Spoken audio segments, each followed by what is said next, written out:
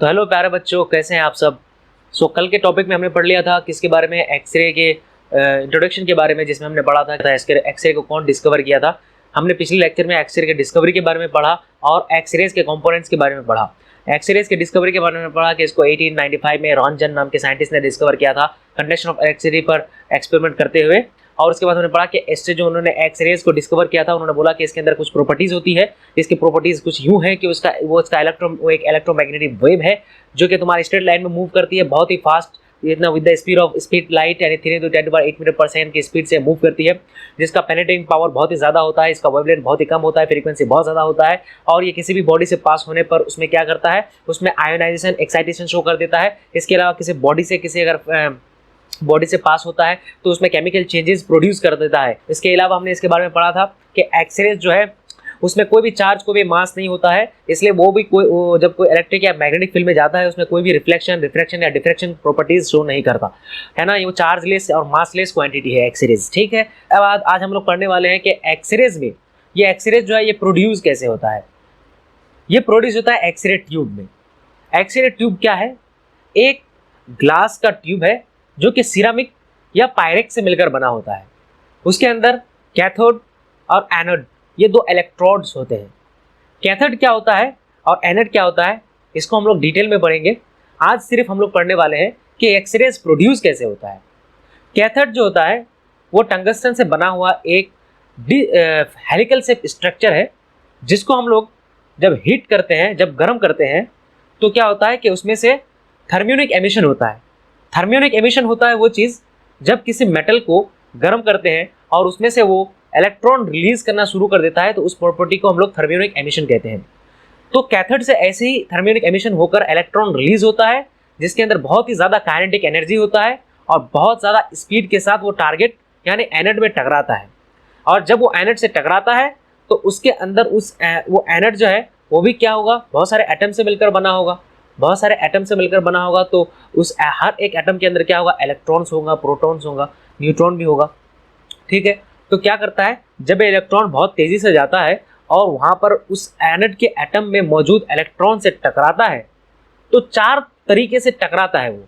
ठीक है, और 4 तरीके से टकराने के बाद वो तुम्हारा क्या करता है कि एक्सरेज का प्रोडक्शन करता है। लेकिन पहले जो तरीके होते हैं, जैसे वो क्या करता है कि आउटर सेल एक्साइटेशन करता है। पहला क्या है, आउटर सेल एक्साइटेशन। दूसरा क्या होता है, आउटर सेल आयोनाइजेशन। तीसरा क्या होता है, वो होता है इनर सेल आयोनाइजेशन। और चौथा जो होता है वो होता है nuclear interaction. Outer shell excitation क्या होता है कि इलेक्ट्रॉन बहुत तेजी से आ रहा है, उसके अंदर क्या है, काइनेटिक एनर्जी बहुत ज़्यादा है, और वो क्या किया, जब उस एटम के आउटर सेल में जो इलेक्ट्रॉन मौजूद है उस इलेक्ट्रॉन को थोड़ा सा एनर्जी दे देता है। और जब वो इलेक्ट्रॉन एनर्जी को लेता है तो वो एक्साइट कर जाता है। जैसे कोई इंसान के पास कितना रुपया है, कोई इंसान के पास 5 रुपये है, ठीक है, लेकिन उसके पास अचानक कोई आदमी आता है और कहता है कि लो 5 रुपये और ले लो, तो उसके पास 10 रुपये हो गए, तो इंसान बहुत खुश हो जाएगा, उसके पास 10 रुपये आ गए।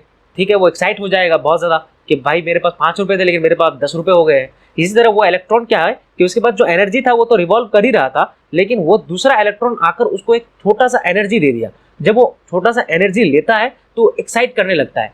जब वो एक्साइट करता है तो बहुत तेजी से रिवॉल्व करने लगता है, और जब वो बहुत तेजी से रिवॉल्व करता है तो एनर्जी रिलीज करता है। जब वो एनर्जी रिलीज करता है तो एनर्जी किसके फॉर्म में रिलीज होती है, हीट के फॉर्म में रिलीज होती है, यानी वो हीट के फॉर्म में रिलीज होता है, हमें कोई भी एक्सरेज नहीं मिलता। पहला केस क्या है, आउटर सेल एक्साइटेशन, यानी इलेक्ट्रॉन क्या हुआ, कैथोड से आया, बहुत स्पीड से आया और उस इलेक्ट्रॉन से टकराया। एक एटम के आउटर सेल में जो इलेक्ट्रॉन था उससे टकराया, उसको एनर्जी दिया। एनर्जी देने के बाद उस वाले इलेक्ट्रॉन के अंदर थोड़ा सा एनर्जी आया, वो एक्साइट करने लगा। फिर जो रिलीज कर रहा है एनर्जी, जब वो रिलीज करता है हीट के फॉर्म में रिलीज हो जाता है। ठीक है, उसमें हमें एक्सरे प्रोडक्शन नहीं होता है, कोई भी एक्सरे फोटोन रिलीज नहीं होता। दूसरा जो केस आता है वो होता है कि आउटर सेल आयोनाइजेशन। अब दूसरा आइटम ले लेते हैं, पहला आइटम का केस खत्म। एक दूसरा आइटम है जिसके आउटर सेल में एक इलेक्ट्रॉन है, वो इलेक्ट्रॉन जो कैथोड से रिलीज हुआ था वो बहुत तेजी के साथ आ रहा है। दूसरे आइटम के इलेक्ट्रॉन, आउटर सेल में जो इलेक्ट्रॉन है उसके पास आता है और उसको सफिशिएंट अमाउंट ऑफ एनर्जी देता है, कहता है कि तुमको जितना एनर्जी चाहिए उतना लो और तुम मेरे साथ चलो। बिल्कुल ऐसा ही कि मान लो कि कोई दोस्त है, वो कहता है किसी दूसरे दोस्त को कि भाई मेरे साथ चलो, मुझे कुछ काम है, तुम मेरे साथ चलने के लिए तुम जितना पैसा लेना चाहो ले सकते हो।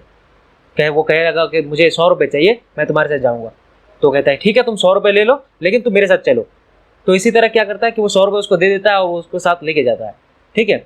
वैसा ही इलेक्ट्रॉन के साथ हुआ है, वो इलेक्ट्रॉन आया अपने एनर्जी के साथ पूरा, और उस इलेक्ट्रॉन को क्या कहता है कि तुमको जितना अमाउंट ऑफ एनर्जी चाहिए तुम ले लो, लेकिन तुम मेरे साथ चलो। वो क्या करता है कि एनर्जी को ले लेता है, ठीक है, सफिशिएंट अमाउंट ऑफ एनर्जी जितना उसका रिक्वायर्ड है वो सारा एनर्जी लेता है, उसके साथ चला जाता है। जब उसके साथ चला जाता है तो क्या होता है कि वहां पर वो जो शेल है वो खाली हो जाता है, ठीक है। जब वो वहां से निकलता है, ठीक है, तो उसको सेकेंडरी इलेक्ट्रॉन कहते हैं। वो क्या करता है कि एनर्जी रिलीज करता है, किसके फॉर्म में, हीट के फॉर्म में। उस वक्त भी हमें एक्सरे फोटोन नहीं मिलता है। तीसरा जो केस है वो होता है कि inner shell ionisation. Inner shell ionisation में क्या होता है कि अब अभी तक हम लोग क्या पढ़ रहे थे कि एटम के अंदर जो इलेक्ट्रॉन्स है, एटम में जो इलेक्ट्रॉन्स है आउटर सेल में, अभी तक आउटर सेल का केस चल रहा था, क्योंकि अब हम लोग इनर सेल में आ रहे हैं। आप लोग सेल्स के बारे में जानते होंगे कि एटम के अंदर क्या क्या होता है कि एक न्यूक्लियस होता है, ठीक है, और न्यूक्लियस के अंदर क्या होता है, प्रोटॉन और न्यूट्रॉन, और उसके चारों तरफ जो है इलेक्ट्रॉन्स रिवॉल्व करते हैं। वो इलेक्ट्रॉन के हर इलेक्ट्रॉन के अलग अलग शेल्स होते हैं, पहला K shell, L shell, M shell, ऐसे शेल्स होते हैं। अब उसी तरह अब मान लो कि हमारा लास्ट जो अभी तक आउटर शेल था वो एम शेल था, अब जो हम लोग पढ़ रहे हैं वो एल शेल पढ़ रहे हैं, मतलब इनर शेल। क्या हो रहा है कि अब एनर्जी वहां से इलेक्ट्रॉन से आ रहा है, इनर शेल में आया, इनर शेल के पास आके इलेक्ट्रॉन को बोल रहा है कि तुमको जितना अमाउंट ऑफ एनर्जी चाहिए तुम एनर्जी लो और मेरे साथ चलो। इसको कहते हैं इनर सेल आयोनाइजेशन। जब वो इलेक्ट्रॉन वहां से चला जाता है तो वहां पर क्या हो जाता है, वो सेल हो जाता है खाली। जब वो सेल खाली हो जाता है और इनर सेल खाली हो गया, आउटर सेल में इलेक्ट्रॉन है, रिवॉल्व कर रहा है, तो वो खाली सेल और इसमें जो इलेक्ट्रॉन रिवॉल्व कर रहा है उन दोनों सेल के बीच में बाइंडिंग एनर्जी डिफरेंस क्रिएट होता है। जब बाइंडिंग एनर्जी डिफरेंस क्रिएट हो रहा है तो वहां पर क्या होता है कि रेडिएशन प्रोड्यूस होता है। अब वो एक्सरे फोटोन रिलीज कर रहा है। अब वो एक्सरे फोटोन जो रिलीज कर रहा है उसको हम लोग क्या कहते हैं, उसको कैरेक्टरिस्टिक रेडिएशन। ये रेडिएशन इतना ज्यादा स्ट्रॉन्ग नहीं होता है। फोर्थ केस जिसको हम लोग कहते हैं न्यूक्लियर इंटरेक्शन, जिसमें हमारा एक्सरेज जो प्रोड्यूस होता है वो बहुत ही स्ट्रॉन्ग एक्सरेज होता है, यानी उसका वो रेडिएशन सबसे स्ट्रॉन्ग रेडिएशन होता है, ठीक है। उसमें क्या होता है कि कहते से इलेक्ट्रॉन रिलीज हुआ, एनोड में आया, एनोड में बहुत सारे एटम है, उसमें से एक एटम के ले लेते हैं, ठीक है। उस एटम के अंदर मौजूद क्या है, उस एटम के न्यूक्लियस में मौजूद है प्रोटॉन न्यूट्रॉन, चारों तरफ इलेक्ट्रॉन रिवॉल्व कर रहे हैं, ठीक है। इस प्रोसेस को हम क्या कहते हैं, फोर्थ केस जो हमारा वो है न्यूक्लियर इंटरेक्शन, यानी एथर से इलेक्ट्रॉन बहुत तेजी के साथ आ रहा है ना, और वहां पर क्या करता है कि न्यूक्लियस के पास जाता है। जब वो बहुत तेजी के साथ न्यूक्लियस के पास आता है तो क्या करता है कि वहां पे उसका एनर्जी लॉस होना शुरू हो जाता है। जब अचानक इलेक्ट्रॉन एनर्जी कम होने लगता है तो वो क्या करता है कि कुछ एनर्जी रिलीज करता है। अब वो जो एनर्जी रिलीज हो रहा है वो हमें एक्सरे फोटोन देता है और वही रेडिएशन हमें मिलता है। उसको हम लोग कहते हैं कॉन्टिन्यूस रेडिएशन, या उसको हम वन स्टर्लिंग रेडिएशन कहते हैं, जिसमें कोई भी हीट का प्रोडक्शन नहीं होता है। यहाँ पर खालिस हमें क्या मिलता है, रेडिएशन मिलता है। तो हमने क्या क्या पढ़ लिया, हमने पढ़ा कि कैथोड से जब इलेक्ट्रॉन रिलीज होता है और एनोड से टकराता है तो चार तरीके से टकराता है, और चार तरीके से टकराने के बाद हमारा क्या होता है कि एक्सरेज प्रोड्यूस होता है। जब भी इलेक्ट्रॉन टकराता है उसमें से क्या होता है कि 99% हमारा हीट फॉर्मेशन करता है, 99% जो होता है वो हमें हीट देता है, सिर्फ 1% ही इलेक्ट्रॉन ऐसे हैं जो हमें एक्सरेज फोटोन दे पाता है, ठीक है। तो ये हमारा आज का टॉपिक था दोस्त। आज के टॉपिक में हमने ये सारा चीज़ पढ़ लिया कि एक्सरे का प्रोडक्शन कैसे होता है। नेक्स्ट जो टॉपिक आएगा उसमें हम लोग कैथोड के बारे में डिटेल में पढ़ेंगे और एनोड के बारे में डिटेल में पढ़ेंगे।